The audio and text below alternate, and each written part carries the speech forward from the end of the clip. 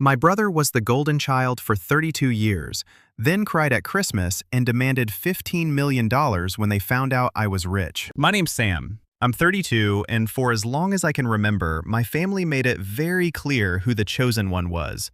Spoiler, it wasn't me. My older brother Daniel was the golden child from the moment he entered the world. If he sneezed, my parents would rush tissues and soup. If I broke my arm falling out of a tree when I was 9, I got a lecture about being careless and how hospital bills don't pay themselves. That was the rhythm of our household. Daniel shined, and I was expected to stay in the shadows. The favoritism wasn't subtle. When Daniel went to college, my parents not only covered tuition, but they paid his rent in a downtown apartment and even gave him money for groceries that somehow turned into new sneakers and concert tickets. Meanwhile, I worked nights at a diner just to afford community college. If I asked for help, it was always some version of, "Sam, you need to learn responsibility." I learned it all right. Every scraped-together dollar, every night shift, every skipped meal just to cover textbooks. It all hardened me. But Daniel, he floated. When he racked up thousands in credit card debt after investing in a pyramid scheme, my parents swooped in like superheroes and paid it all off. The message was clear. Daniel's mistakes were forgivable. Mine would have been proof that I was a disappointment. By the time he turned 25, they helped him put a down payment on a suburban house. When I turned 25, they sent me a card with $20 inside, signed, "Don't spend it all at once." I still remember laughing bitterly at that. The thing is, I stopped expecting fairness a long time ago. I learned to channel that resentment into something else, work. I kept my head down, took every odd job I could, studied business at night, and started tinkering with side hustles. First it was reselling electronics, then small e-commerce ventures, and finally, after a lot of trial and error, I hit something real. I built a logistics software company from scratch, poured every ounce of grit into it, and scaled it quietly while my parents kept bragging about Daniel's accomplishments to anyone who would listen. They didn't even know what I was doing because they never asked. Fast forward a decade. My company, after years of long nights and setbacks, got acquired. The deal closed just last year. The number? 25 million. To be honest, I didn't even celebrate in the way people might think. There wasn't champagne or exotic vacations. I just sat in my small apartment, staring at the signed paperwork and thought, so this is what it feels like to finally win. But I didn't tell anyone in my family. I wanted to see how long it would take for them to notice that maybe, just maybe, the other son had done something. Which brings us to this past Christmas dinner. The family house was decorated like a Hallmark movie. Mom had insisted on her traditional feast: turkey, ham casseroles, pies, the works. Daniel, of course, strolled in like a king, his wife and 2 kids trailing behind him. He had a new watch glinting on his wrist, no doubt another gift my parents had quietly funded. My mom fussed over him, my dad opened his favorite scotch, and the whole night started off like every holiday before. Me, the afterthought. I sat there quietly, passing plates, half listening to Daniel talk about how stressful his job was and how unfair it was that his bonus wasn't bigger this year. The irony almost made me choke on my drink. Then, out of nowhere, my aunt, who I'd confided in months earlier, turned to me and asked casually, "Sam, how's the company doing? Last I heard you closed that big deal." The table went silent. Forks paused mid-air. Mom blinked like she hadn't even registered the words. Daniel tilted his head, smirking like he thought she was joking. "What deal?" he asked. I took a breath, heart pounding, and said simply, "I sold my company last year." My dad frowned. "Company? What company?" "The logistics software I've been building for the last 10 years, I explained. My voice was calm, but inside I was bracing for their reaction. It was acquired for $25 million. The air got sucked out of the room. My aunt smiled proud, but my mom's face twisted like I'd just confessed to a crime. Daniel. He went pale, then red. His fork clattered against his plate. 25 what? He stammered. Million, I repeated. It was like dropping a grenade in the middle of the table. My parents stared at me, then at Daniel, then back at me. And that's when Daniel started shaking his head, almost laughing in disbelief, before his voice cracked. "That's not fair," he said. That's not fair. You can't have that kind of money. I sat there frozen while he pushed his chair back so hard it nearly toppled.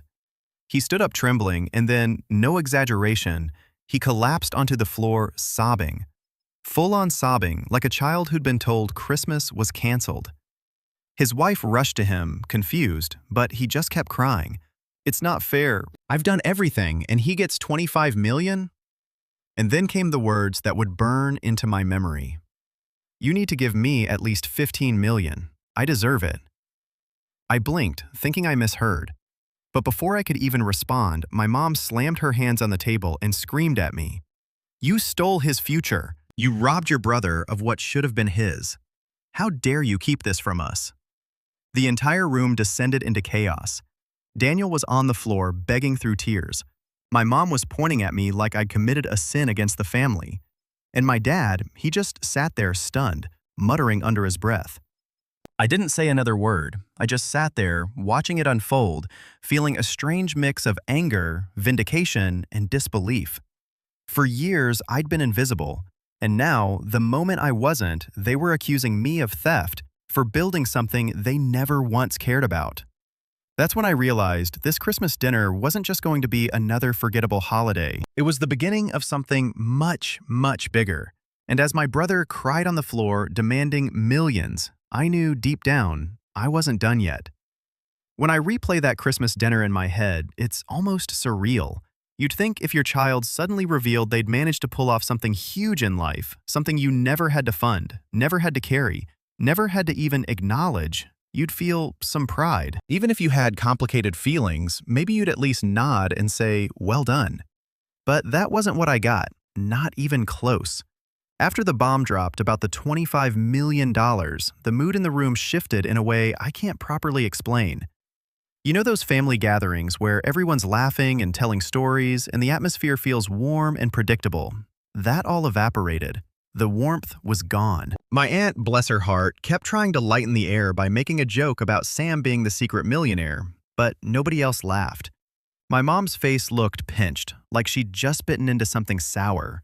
And Daniel, well, he stayed on the floor for a good 10 minutes, crying like a man who'd lost everything. When he finally pulled himself up, he didn't even look at me. He just sat there, red-eyed, trembling, muttering under his breath about how unfair life was. His wife was dabbing his forehead with a napkin like he was on his deathbed. My dad poured himself another glass of scotch, drained it in one go, and avoided eye contact with me altogether. Sam, Mom said finally, her voice sharp enough to cut through the silence. Why didn't you tell us? Why would you hide something like this from your family? I felt every eye on me. My fork sat idle against my plate. I swallowed and answered as evenly as I could. Because nobody ever asked. That should have been enough. But she slammed her palm on the table again, rattling the dishes. Don't be smart with me. You think this is some kind of game? You think we wouldn't care about something like this? I looked her straight in the eye and for the first time in years let myself be blunt. You never cared about anything I was doing. Every time I tried to share something, you brushed it off. You only had eyes for Daniel. The air grew colder. My mom's lips pressed thin. My dad sighed heavily, and Daniel finally snapped his head up, glaring at me like I'd insulted his very existence. You're jealous, he spat, his voice hoarse. You've always been jealous of me, and now you're trying to make me look bad. But guess what, Mom and Dad He wouldn't have gotten that money if it weren't for me. I nearly laughed, but the sheer seriousness in his tone stopped me. What are you talking about? He smirked, a wet, broken smirk. You only work so hard because you were trying to compete with me. I pushed you, so in a way you owe this to me. That money, it's mine too.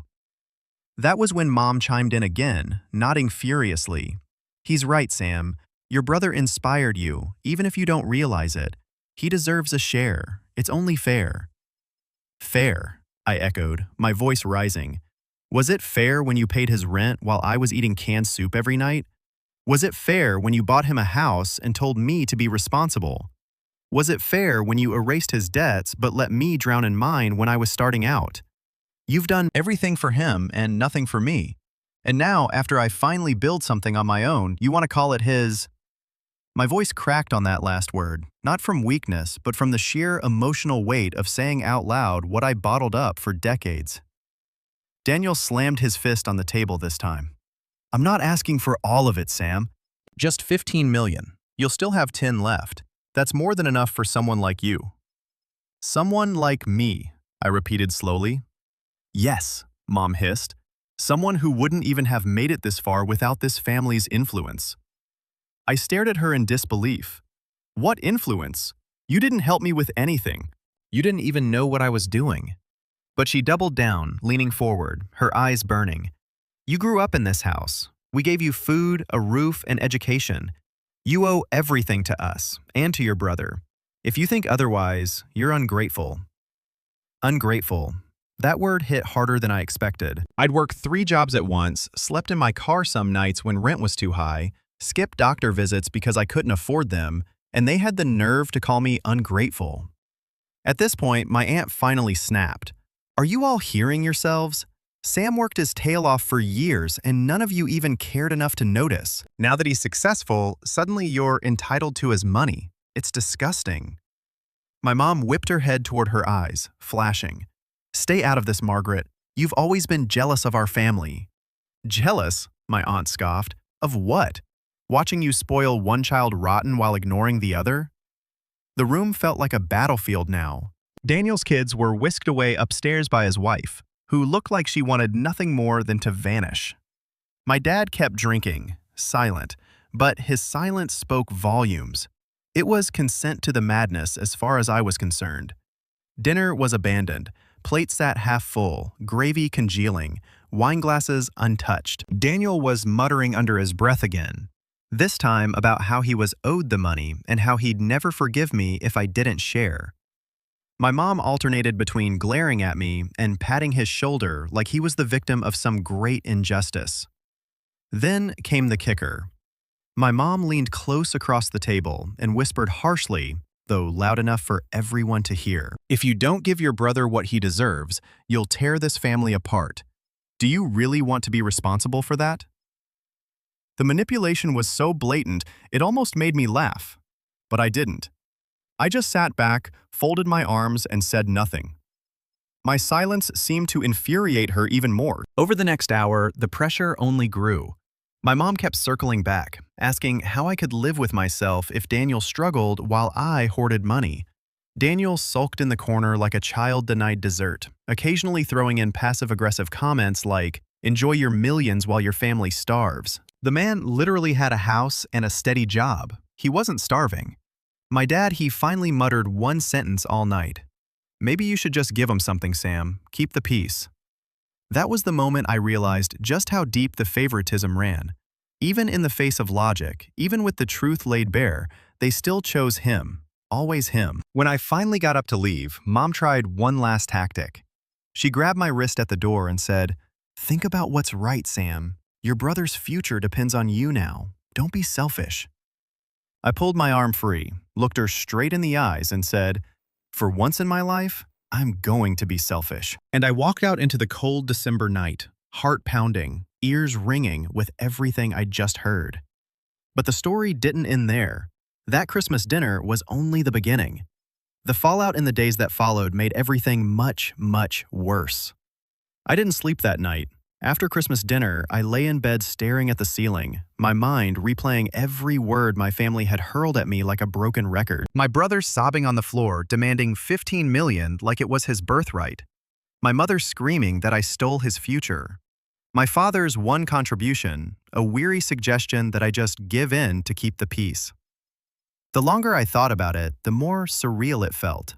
I'd spent my entire adult life grinding, sacrificing, fighting for every inch of progress. And now that I'd made it, my own family acted like I'd committed some crime. You'd think they'd be proud, maybe even a little surprised. But no. Instead, they twisted it into another weapon to use against me. By morning, I'd convinced myself that maybe, just maybe, they'd wake up embarrassed by their behavior. Maybe emotions had just run high, and with a little time, everyone would cool off. I was wrong. 2 days later, I got a phone call. It was my mom.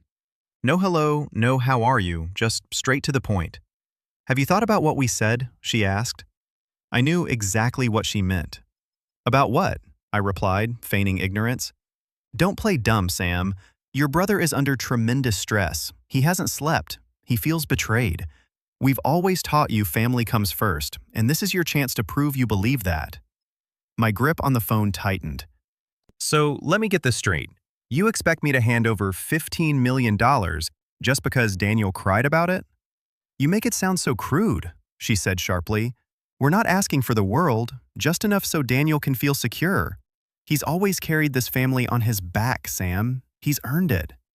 That line nearly made me laugh out loud. Daniel, the same brother whose debts had been paid off, whose rent and mortgage were gifts, who couldn't manage a credit card responsibly. He had carried the family. I bit my tongue, though, and simply said, No, Mom, I'm not giving him anything. There was a pause, and then her voice dropped low and threatening in a way I hadn't heard since I was a teenager. You'll regret this, Sam. Mark my words. You can't turn your back on family without consequences. She hung up before I could respond. For a while, I brushed it off as empty words, just another manipulative tactic to guilt me. But I underestimated just how far they were willing to go. A week later, I went to check my business accounts. Even though the acquisition had gone through, I still kept a portion of my funds in company-linked accounts while final paperwork cleared.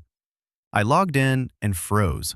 Several transactions had been attempted, large transfers flagged for review. None had gone through, thankfully, but my stomach dropped when I looked at the requested recipient, Daniel's personal account. At first, I thought it had to be some kind of phishing attempt or fraud.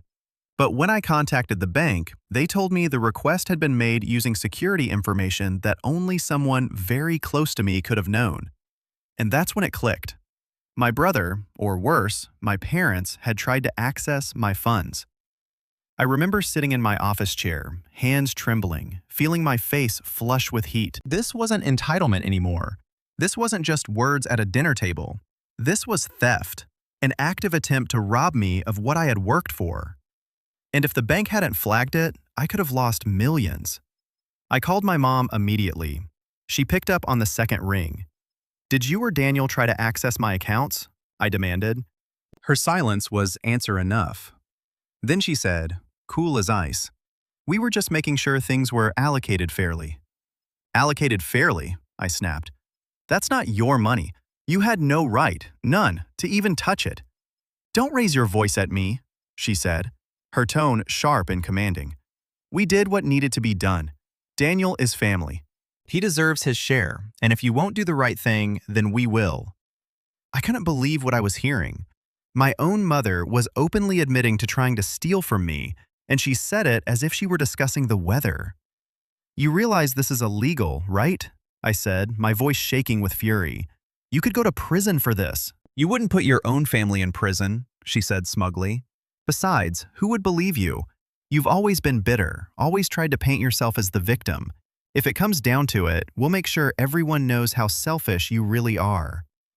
That line cut deeper than I care to admit, not because I believed it, but because I knew how easily they could spin the narrative. To outsiders, Daniel was the charming golden boy, the one everyone praised. I was the quiet one, the one who kept to himself. Who would they believe? The son who'd been celebrated his whole life? Or the one who'd been overlooked and now suddenly had money? I hung up before I said something I couldn't take back. That night, I couldn't shake the sense of betrayal. My own family had crossed a line I never thought they'd cross, and it didn't stop there. Word started to spread among extended relatives, cousins, uncles, people I hadn't spoken to in years. They all suddenly remembered I existed. I started getting messages like, "Hey cuz, heard about your big payday. Let's grab lunch." Or worse, "Your brother mentioned you were being stubborn about helping family." That true. It became clear my mom and Daniel were poisoning the well. They were spinning the story to make me out as the greedy villain hoarding money while poor Daniel suffered. They conveniently left out the part where he lived in a house my parents bought him or that he was gainfully employed.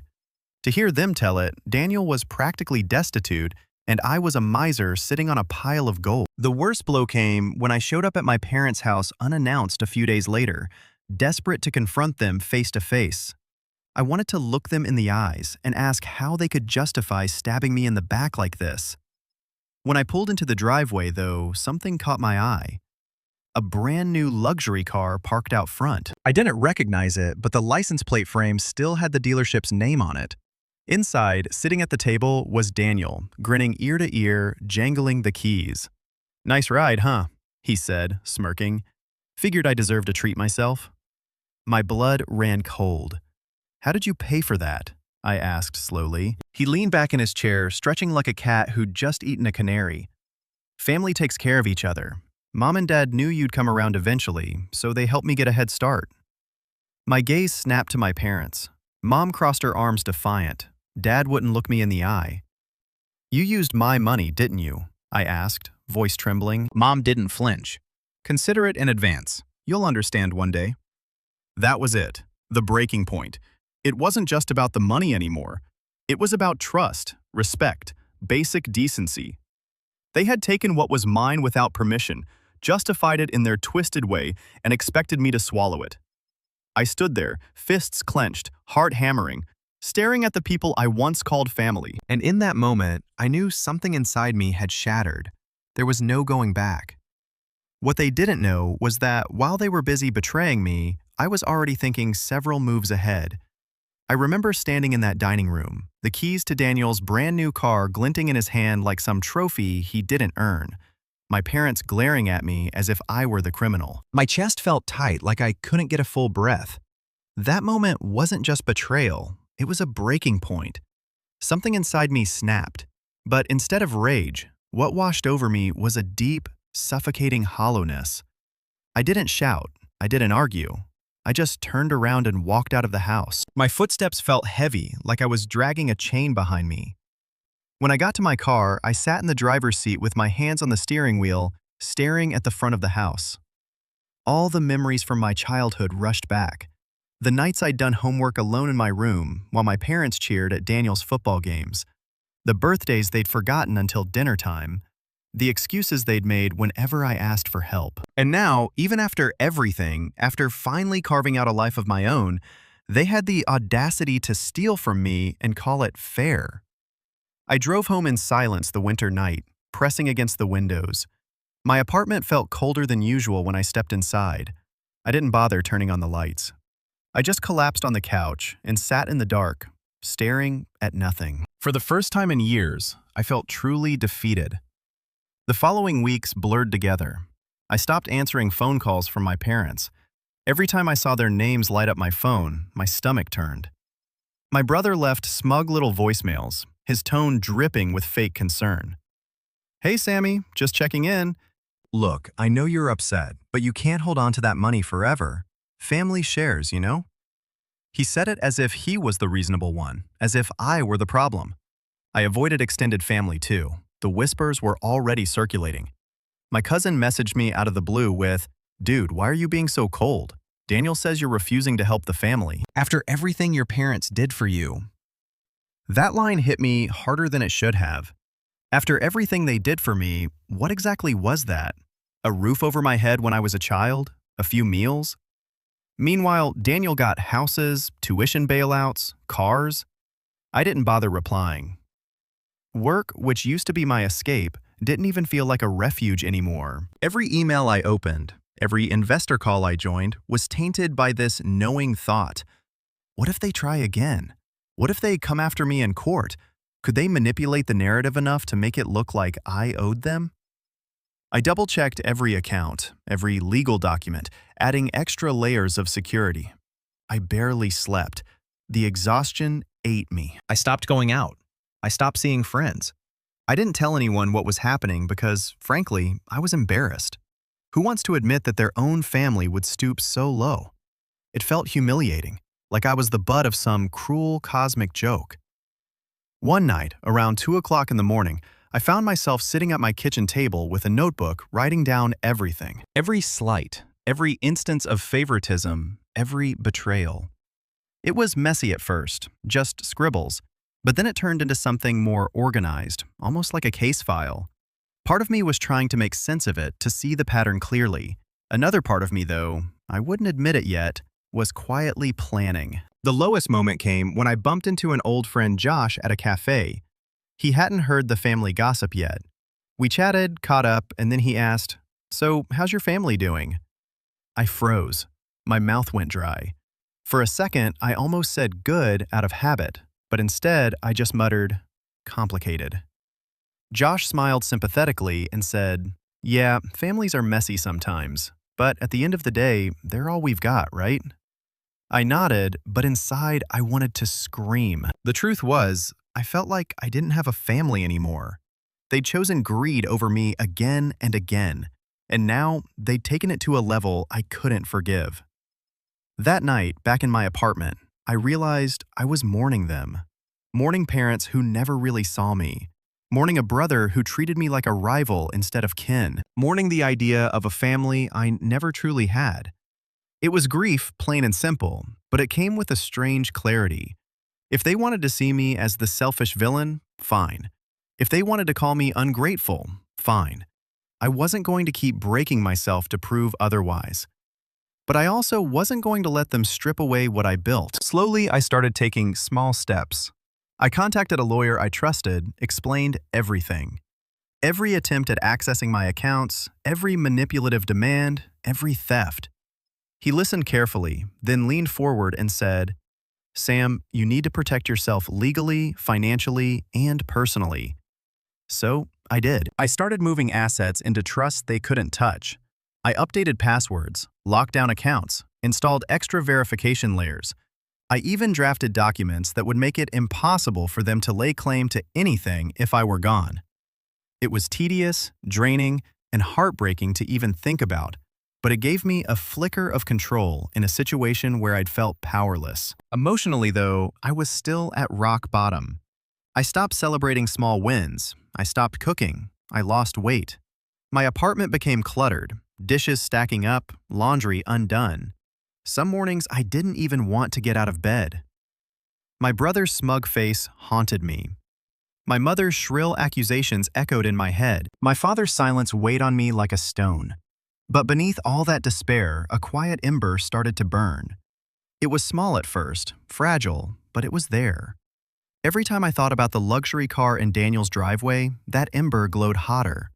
Every time I remembered my mom's voice calling me selfish, it flared brighter. And every time I heard another rumor twisted against me, that ember turned into something sharper. I didn't know exactly how yet, but I knew this much. I wasn't going to stay at the bottom. They wanted me broken, ashamed, compliant. But I wasn't that kid in their shadow anymore. I started to rise, not with fireworks or declarations, but with quiet, deliberate steps, planning, preparing, building something they couldn't touch. And one day, when the time was right, they would see just how much stronger I'd become. The weeks after my lowest point felt like wading through mud. Every step forward was exhausting, but I kept moving because I knew staying still would mean drowning. Rock bottom had done something strange to me.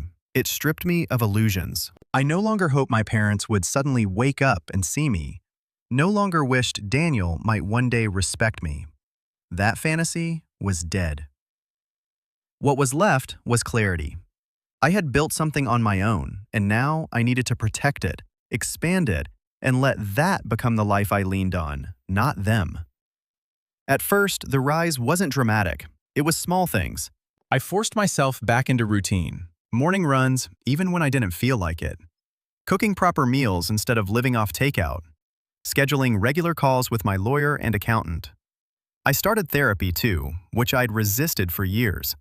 Sitting in that quiet office, telling a stranger about the weight of being invisible in your own family, about betrayal so sharp it left you sleepless, was both humiliating and liberating. My therapist said something that stuck with me. "Sam, your family made you believe love is conditional. That's not your burden to carry anymore." Something inside me clicked when she said that. For the first time, I realized I wasn't just angry at them. I'd been carrying shame, guilt, and a desperate hunger for approval that never came. Letting that go wasn't easy, but acknowledging it was like taking the first breath after being underwater too long. Meanwhile, business opportunities kept rolling in after the acquisition. My name was quietly circulating in certain circles, Investors reaching out, people wanting me on advisory boards, or asking if I'd consider starting something new. At first, I hesitated.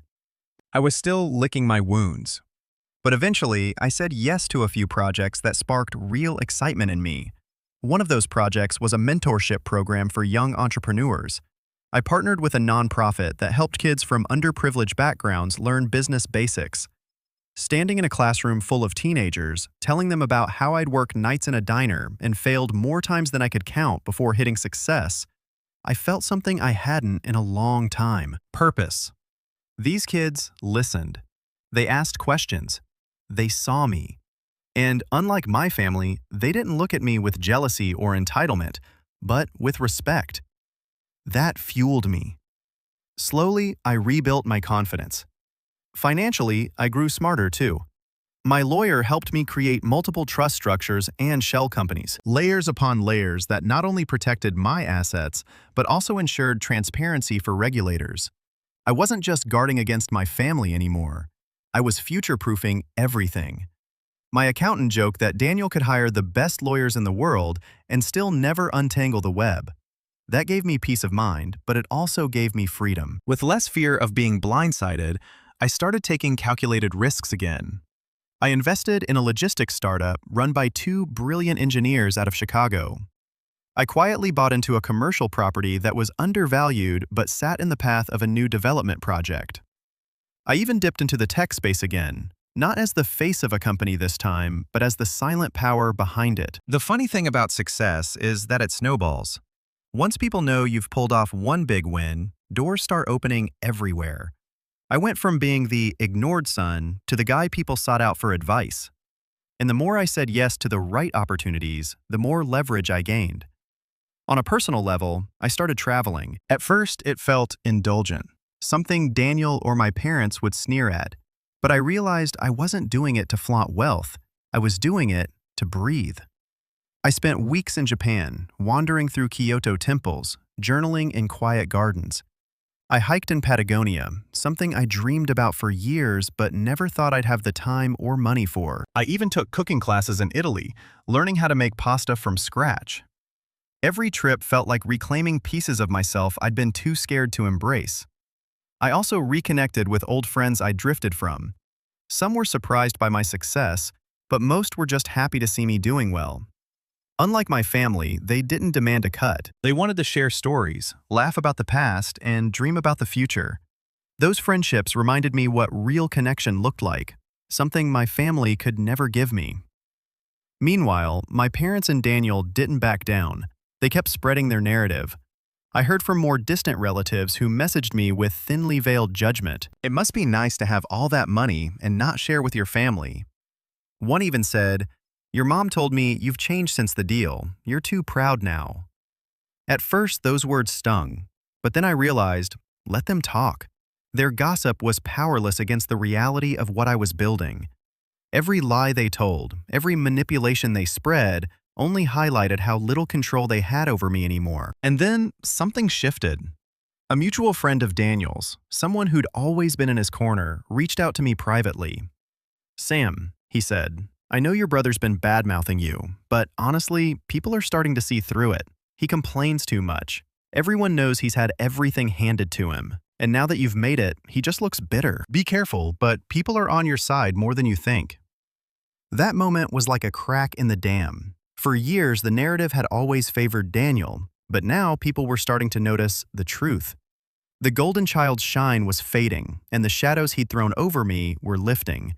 By spring, I felt stronger than I had in years. My projects were thriving, my health was better, my mind was clearer. And I realized something. Power wasn't just about money or influence. It was about freedom. Freedom from the chains of needing their approval. Freedom from their manipulation. Freedom to define myself on my own terms. But with that freedom came an idea I hadn't let myself consider before. If I had the power to rise above them, I also had the power to turn the tables. For the first time, I stopped thinking only about defense and started imagining offense. Not petty revenge, but something deeper. Something that would expose the truth for everyone to see. The ember that had burned quietly at rock bottom now roared into a fire. And I knew the day was coming when I wouldn't just protect what I'd built, I'd make them regret ever trying to take it from me. After the slow rebuild of my life, the part that came next felt less like revenge and more like strategy. Revenge gets a bad rap in stories because it's often shown as a hot, ugly thing. Shouting, smashing plates, dramatic confrontations. That wasn't what I wanted. I wanted something cooler, inevitable. I wanted the truth to land so clearly and so precisely that there was no room for their stories or their gaslighting. That meant planning patience, and patience felt oddly good to me, like power you could measure. First, I tightened every loose end around me. I doubled down on the legal and financial armor I'd started building. More robust trusts, a staggered release of funds so nothing large sat in one place, multiple custodians and independent trustees who reported to law firms I trusted, not to family friends. My lawyer, Claire, who smelled faintly of espresso and had the kind of stare that made people fidget, became my closest ally. She ran through scenarios with me like a chess player. What would they try first? Second? Third? What would family courts look for? How would public opinion react if this blew up? For each, what if we had a countermeasure? But law and paperwork weren't enough. Stories are shaped by people, and people talk. If I wanted to blunt their narrative, I needed witnesses who could confirm the truth. That I'd always been the one scraping and building, that Daniel had been spoiled, that the attempted transfers had been orchestrated from inside the girl house. That's where digging in quietly paid off. I started to collect small confirmations, emails, bank notifications, receipts, even voicemail messages. I asked my accountant to provide a timeline of every payout and loan the family had made to Daniel over the years, with dates and amounts. The accountant, a sensible woman named Priya, pulled it together, reluctantly at first, then with a kind of clinical disgust, when she realized how much had flowed in one direction. The spreadsheet she made was damning. Mortgages paid off, credit cards cleared, rent paid for years, a down payment wired from an account with my parents' names listed as the origin. We labeled each entry with a note about whether it was a gift or a loan, and when nothing in writing existed, we marked it as oral promise or family assistance. It was messy, but the pattern was impossible to miss. Next, I hired a private investigator. I don't like the idea of sleuthing into people's lives. It felt icky at first, but the PI wasn't digging for gossip. He was looking for documents and confirmations. Dealership invoices, transaction authorizations, IP logs from the bank showing times and IP addresses used to attempt transfers. Any signature forgeries, anything that proved a hand-on intrusion rather than rumor. He found the dealership receipt for Daniel's new car, and, crucially, a string of emails between the dealership and my parents, confirming payment arrangements. He found warranty paperwork for appliances bought by my parents the month after the alleged bank transfer attempt. These receipts matched the dates of suspicious bank activity. It was the kind of mundane paperwork people don't think about. But mundane things are evidence in uncomfortable, practical ways. I also started quietly talking to people who knew my family from outside the house. Old neighbors, a teacher from high school, the woman who ran the little bakery where Mom loved to gossip. Nobody wanted to be dragged into a fight, but most were willing to confirm simple facts that Daniel never worked nights that my parents had frequently offered financial help Sam, that they'd celebrated him in ways they never did me. Those confirmations were small human things, no one's morality on trial, just context. I recorded conversations where people agreed to be recorded, again, legally and with consent, so there would be no he said, she said later. At the same time, I played a longer game, reputation. I began telling the truth about myself publicly, but on my terms. I did interviews, but not the flashy kind where you count numbers. I spoke about failures, about long nights, about the charity mentorship work that had become important to me. The more I talked about the truth of my journey, about working in a diner, sleeping in the car, paying my own way, the more the public narrative shifted. People liked the comeback story. They liked grit. My mom's little campaign of "he's changed" started to look like sour grapes when juxtaposed with the reality I was telling that I had built something from the ground up without family help. It wasn't a PR stunt. It was reclaiming my voice. There were other quieter levers I pulled too. I started contacting people in my brother's professional circle. Vendors, small clients, the landlord of a commercial property where he'd briefly sublet a small office years ago. I didn't threaten anyone, I just asked for honesty. The landlord admitted that Daniel had a habit of late payments and had once been rescued by my parents. A vendor confessed that the big idea Daniel claimed credit for was actually something I'd pitched to him years earlier during a casual conversation. Little by little, those threads built a fabric of reality I could point to. Meanwhile, Claire and I filed two quiet but strategic legal items. One was an injunction request to the bank demanding a forensic audit and full logs of the attempted transfers. We framed it not as a family dispute, but as suspected financial fraud. The bank, alarmed at the prospect of liability, obliged and produced records showing IP addresses that traced back to the house, and timestamps that lined up with calls my mother had made the day before. The other move was preemptive. A formal notice to my parents, warning them to cease and desist from any further attempts to access or coerce me regarding my funds. It was a gentle-sounding legal letter, polite, precise, unemotional. But beneath the calm prose was a clear message. I was serious. One of the most satisfying discoveries came from an unexpected source. Daniel's mortgage agreement from years ago.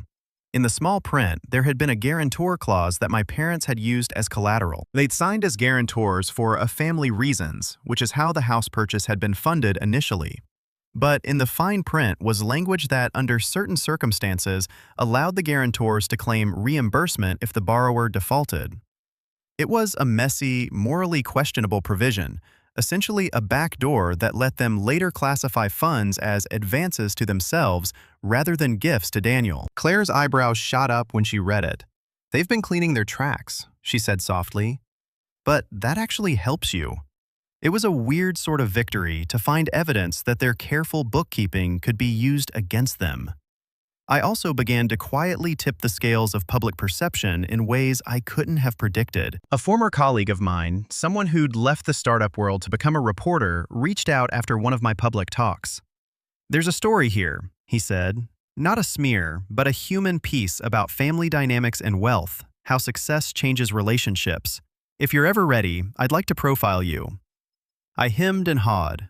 I didn't want to weaponize public sympathy, but the possibility of a neutral third-party profile that told the plain truth without my family's spin felt useful.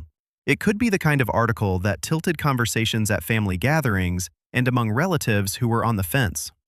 Still, with all the evidence and the allies and the legal layers, nothing felt final. I wasn't hunting for petty payback. I wanted a reckoning that left no ambiguity that they had tried to steal from me, that their claims were self-serving, and that the moral authority they'd wielded for years was in fact purchased and fragile. To get that reckoning, I needed a method that combined legal consequence, social exposure, and undeniable documentation. That's when the plan started to take shape in my head. A multi-front move that wasn't about theatrics, but pressure. First, the bank audit and the forensic logs would provide the legal backbone. Second, a carefully placed profile in a reputable outlet would present the narrative to the public in a way that couldn't be written off as vindictive. Third, a civil suit for attempted theft and fraud would force them to either face depositions under oath or settle quietly. Depositions meant sworn testimony. Sworn testimony meant they couldn't simply lie without consequence. Fourth, I'd line up the witnesses, my aunt, the landlord, the dealership owner, so their stories matched the paper trail. I spent nights mapping the sequence like a military campaign, assigning contingencies for every likely countermove my parents might take. Would they go to a lawyer and file for a declaratory judgment? Probably. Would they try to reach out to my investors to smear me? Maybe. Could they file for slander? The thought made Claire laugh. Truth and documentation are great defenses against that. But there was one thing that still nagged me, the human element. Even with evidence, family fights get messy, people get hurt, and the collateral can be more than financial. I didn't relish the idea of the aunt who'd once been kind being dragged into court, or my father's slow decline accelerating under stress. That's why my strategy had boundaries. I wanted truth and restitution, not ruin. I wanted accountability that made them confront what they'd done, not humiliation for the sake of spectacle. In the end, I kept returning to the same image, not a headline screaming family feud, but a quiet courtroom where facts were laid out, where humans had to answer for choices. That image felt fair and final, in a way no melodrama could. And so I set the last pieces in motion. The bank audit came back with the logs pinned to my parents' IP. The dealership confirmed wire instructions that overlapped suspiciously with dates of attempted transfers, and a few reluctant relatives admitted off the record that Mom had been pushing the narrative with a vengeance. Claire drafted the initial complaint not as an angry broadside, but as a surgical document, referencing specific incidents, dates, and legal claims. The reporter's interest grew into a promised profile. Priya finalized the financial timeline. The PI gave me a thick folder of receipts and timestamps that read like a chronology of entitlement. One evening, sitting at my kitchen table with the folder spread open, I felt something I hadn't felt in a long time. Calm. The ember was no longer a flame. It was a mapped operation. I could see the next steps clearly. File the suit, let the bank records speak, let the witnesses corroborate, and allow the truth to do what manipulative narratives never could. Be undeniable. I called Claire and told her I was ready. She asked one question. Are you prepared for how this will look in the moment? I thought of the keys in Daniel's hand, of my mom's smugness, of the nights I'd spent feeling invisible. I thought of the mentorship program, kids who looked at me with new eyes. I felt ready. The next morning, I sent the file to Claire with a single line in the subject. Proceed when ready. Then I sat back and waited for her email to come through, and for the moment when everything I'd gathered, quiet and steady, would be put into motion. When Claire filed the complaint, it felt oddly anticlimactic. Paperwork submitted copies served the legal equivalent of setting the first domino. But the real work, the satisfying part, wasn't the filing. It was watching the machine we'd built begin to move with quiet inevitability. The bank logged the forensic report as evidence. The reporter promised the profile would run the week the complaint hit. Priya emailed the spreadsheets to our counsel with notes in the margins. The PI dropped off a fresh folder that had the dealership's invoice loose in the middle like a smoking pistol. Everything I'd collected for months, receipts, recordings, timelines, now had a stage to be heard on. The first call from opposing counsel came the afternoon the complaint was filed. It was terse, the kind of voice that tries to sound reasonable while feeling you out. We'd like to discuss an early resolution, he said. Your client must understand the family damage this will do. It was the same old play, weaponize guilt, attempt to deflect. Claire's response was cool and clinical. We can discuss a resolution, she said, but it must account for attempted unauthorized transfers, misappropriation of funds, and the emotional distress caused. We've got logs, receipts, and witnesses. She didn't raise her voice. She didn't need to. The man on the other end of the line tried a softer tone, but it didn't change anything. He asked for a meeting. We scheduled one. Before the meeting, Claire walked me through strategy like a general. Don't do theatrics, she said. Let the evidence speak. If they come with offers, we evaluate them. If they try to threaten, we file countermeasures. And remember, this is a civil case, not a carnival. People respect facts more than fury. Her calm steadied me.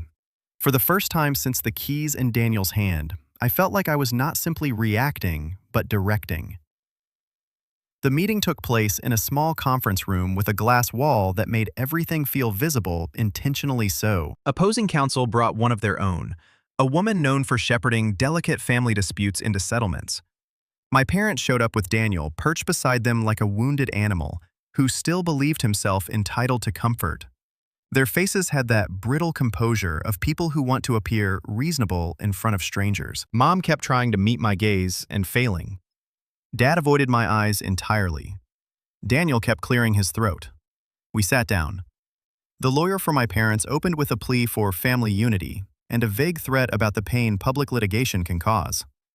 Claire handed over the bank logs first, with a steady, practiced gesture.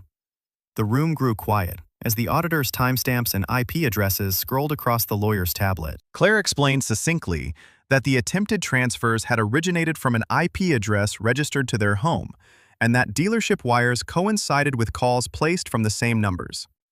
She didn't make accusations. She presented facts and then sat back. Mom's face went an odd shade. "Those timestamps there must be an explanation," she said. Her voice trembled between disbelief and anger. "We were worried. We were trying to help." It was the same justification she'd used before, softened for a meeting room. I felt a strange detachment listening to her. Every excuse they offered had been rehearsed. They'd practiced how to sound repentant without admitting culpability. I'd heard it at dinner, in phone calls, in voicemails. Nothing new. Then Claire called my aunt to the stand. Well, not a legal stand, but she had the folder with the recorded conversation. My aunt's voice, calm and honest, described the timeline. How I'd confided in her months ago about the deal. How she'd been shocked that my parents had reacted the way they did. How Mom had begun making comments about fair shares. Hearing my aunt recount this truth in a neutral room felt like a private exoneration. The opposing counsel shifted uncomfortable. We didn't get an immediate settlement. Instead, the meeting dissolved into threats, veiled as logic, negotiations cloaked as concern. "If we settle quietly," Dad's lawyer said, "we can avoid the spectacle." Claire replied, "If they settle, it will be a settlement that accounts for documented harm and closes the door on further attempts to access his funds." She looked at me, waiting. I nodded. I wanted two things from any settlement: transparency and safeguards that kept my family away from my finances in the future. If they wanted to stop the lawsuit with money fine, but only if it came with signed agreements, public corrections, and legal assurances, no secret deals, no hush money. The reporter called the night after the meeting and said his piece would run the following Thursday. He'd interviewed me at length about the grind, the mentorship work, the slow accrual of small wins, and had balanced it with quotes from the aunt, the landlord, and a couple of the vendors. He promised fairness. He meant it. This wasn't a hit piece. It was a human interest profile that showed how success affects family dynamics and how entitlement can be masked as righteousness. I read the draft and felt strangely exposed and vindicated at once. When the article published, the reaction was immediate. Messages flooded my phone, not just from friends, but from people I hadn't heard from in years. They offered support disbelief at my family's behavior, and more importantly, concrete evidence that people outside the family were on my side. Comments highlighted the receipts, the bank logs, and the timeline that discredited my parents' narrative.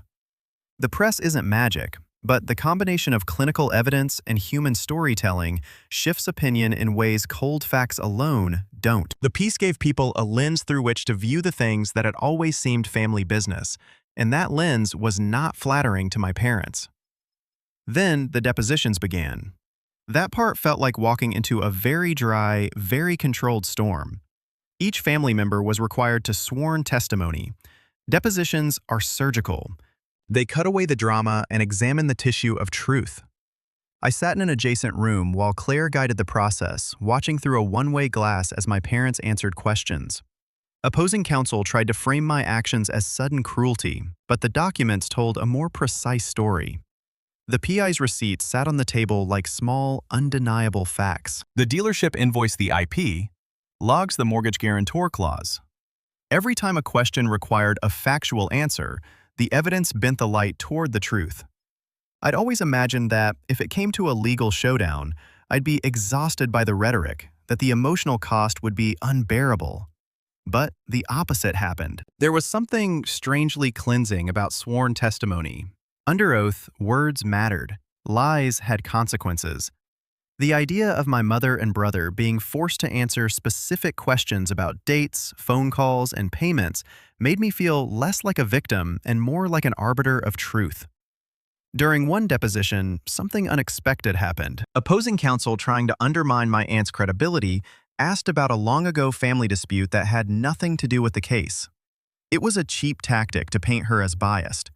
Instead of flinching, my aunt, calm, measured, and honest, recounted specifics about my early years, the nights I worked, the college tuition I paid myself, the nights I'd slept in my car.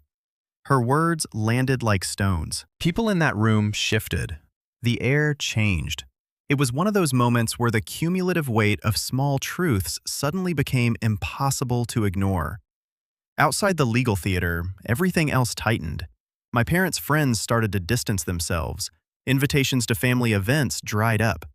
Daniel's online persona, previously polished and blameless, revealed cracks. as people who knew the family began to whisper and then speak openly. It's funny how power sometimes evaporates on its own when the social scaffolding supporting it is shaken. For years, my parents had relied on that scaffolding, their neighbors, church friends, casual acquaintances who knew just enough to repeat a sympathetic line. The documentary evidence in the profile pierced that illusion. There were offers along the way. Opposing counsel called with settlement numbers that were generous if all I wanted was money and silence. Think about the emotional cost, he said. A quiet settlement protects everyone. Claire forwarded the offers with annotations. If they accept, insist on public correction and enforceable protection measures. Otherwise, decline. I thought about the car keys, the attempted transfers, the looks at the dinner table. I thought about being powerless, and then about the calm legal scaffolding I now controlled. I thought about the mentorship kids who deserved to see me stand up for myself. What I didn't think about was humiliation. I didn't want to humiliate anyone for sport. I wanted accountability. The idea of a settlement that included a formal admission of wrongdoing, joint statements correcting the record, and legally binding protective measures appealed to me far more than a quick financial fix. It would mean my parents had to confront what they did publicly. It would mean there was a record. It would mean they couldn't repeat their manipulations. The day before the scheduled mediation, opposing counsel called with an odd tone. He floated the idea of a televised family reconciliation special. A chance to show unity, he said, and tried to tempt with language about healing for the public. Claire, without missing a beat, said, if they want to heal, they can start by withdrawing the attempted transfers, paying restitution for unauthorized expenditures, and publishing a correction with our agreed language. Then we'll talk. Reconciliations on camera are for television, not legal compromise. The guy tried to recover the pitch, but it was clear they were grasping for optics. They'd misjudged that shell I'd cultivated, the one that measured risk and didn't bend to spectacle. Mediation morning arrived crisp and cold. I drove to the center, alone, hands steady on the wheel. I'd rehearsed nothing. Rehearsed truths don't need rehearsing. Claire carried the folder. Opposing counsel carried the counteroffers. Like chess pieces. My parents carried something else. Defensiveness stitched with fear. Daniel clung to the idea that some payment would restore him. The mediator opened with platitudes about family and restoration. Then we began, and the slow, methodical reality of it took over.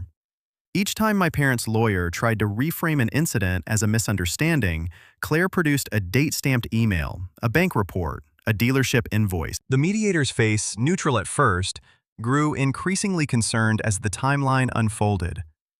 Opposing counsel shifted strategies, then lost a little more ground. At one point, Dad's voice cracked. The stiff veneer started to chip.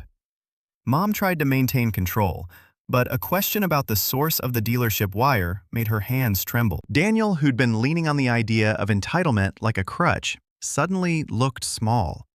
He kept asking, "Can't we just fix this? Can't we come to an agreement?" The tone in his voice was part panic, part calculation. Claire let them talk themselves into a corner. She didn't gloat, she didn't unleash rhetoric, she simply asked for specific commitments. Restitution for unauthorized purchases, a signed correction to be distributed to family and certain community contacts, and most importantly, a legally enforceable no-contact clause regarding my financial accounts. Opposing counsel tried to pivot. Dad's lawyer muttered about pride and dignity. Claire's face stayed calm. "You either agree to these terms," she said quietly, "or we proceed to depositions and trial. The evidence speaks for itself." There was silence like the space between heartbeats. I felt that ember inside me grow steady and hot, different from rage, cleaner, more purposeful. The mediator asked if my parents understood the seriousness of a deposition under oath. They nodded, but their faces said otherwise. Mom's lips were pursed. Daniel's jaw was clenched. Then, just when it felt like they might cave, or at least offer something meaningful, opposing counsel's phone buzzed. He glanced at it, then paled. He read a text, excused himself, and stepped into the hallway. The corridor outside the mediation room smelled of coffee and paper. I could hear muffled voices and someone else's. He returned with a forced smile and sat down. "We need a brief pause," he said. "There's new information that's come to light." Claire didn't blink. "What information?" she asked. He hesitated, then said, "It's about your aunt." His tone tried to be neutral but carried something else: calculation. I felt my stomach drop in a way I hadn't felt in months. For a moment, the careful architecture we'd built seemed precarious. Then Claire's face hardened, not with anger but with focus. "If this is an attempt to intimidate or deflect," she said, "we will pause this mediation and proceed with whatever filings we need." Opposing counsel looked at me, then back at Claire. He said, "we should step out." The mediator agreed.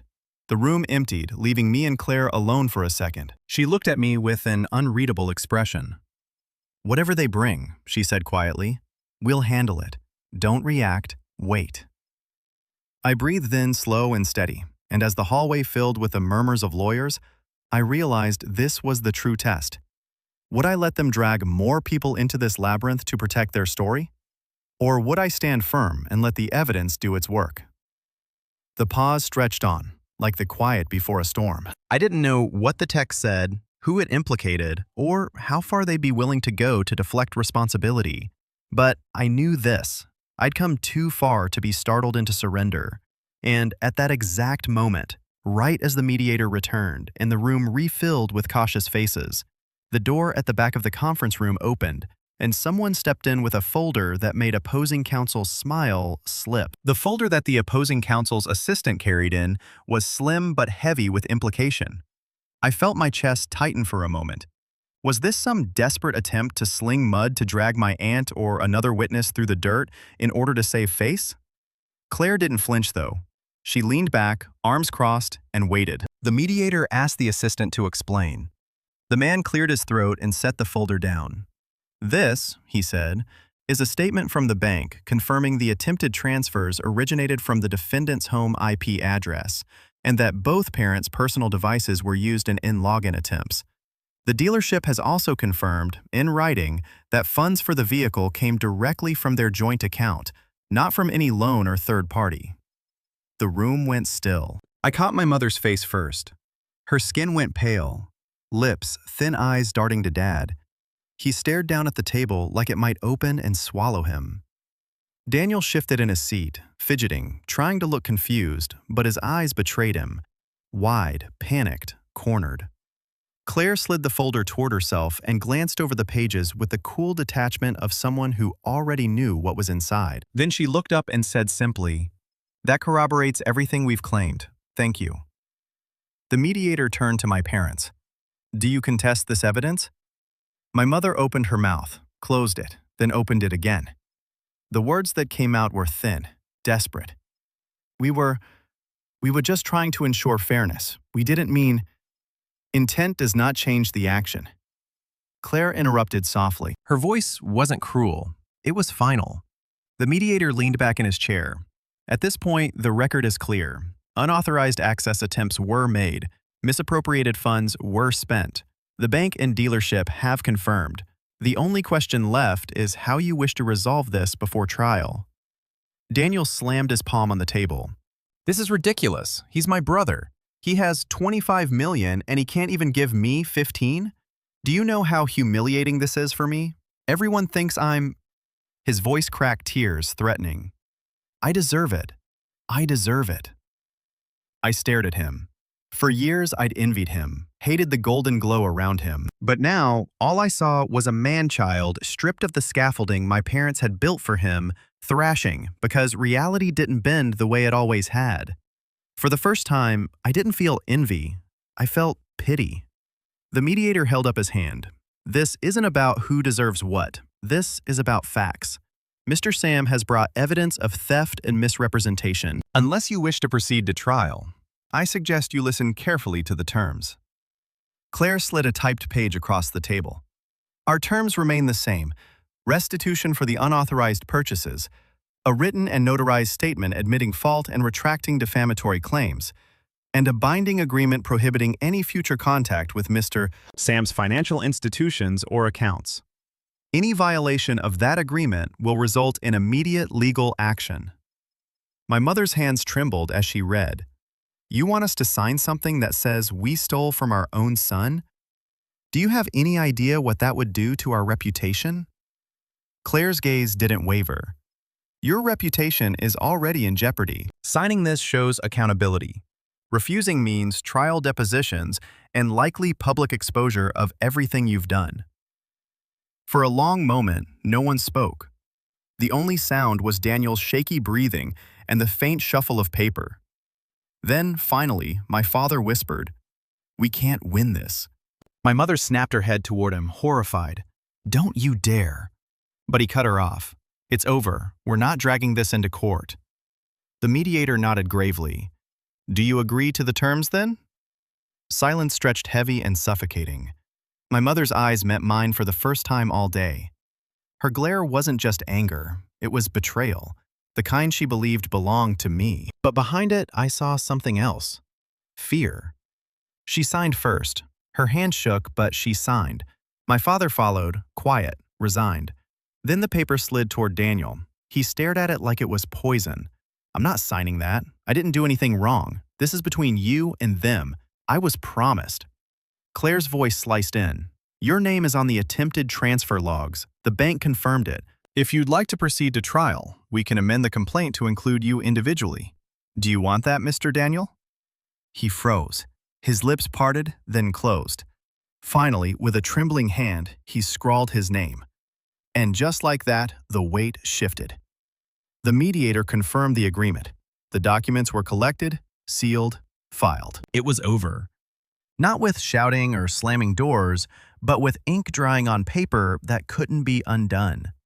As we left, my mother hissed under her breath, "You'll regret this, Sam. You've destroyed this family." I stopped at the door and looked back at her. For once, my voice didn't shake. "No, Mom. You destroyed it when you chose greed over love. I just stopped letting you take me down with you." Her face twisted, but she said nothing. Outside, the winter air hit my face like a baptism. Clean. Cold. Final.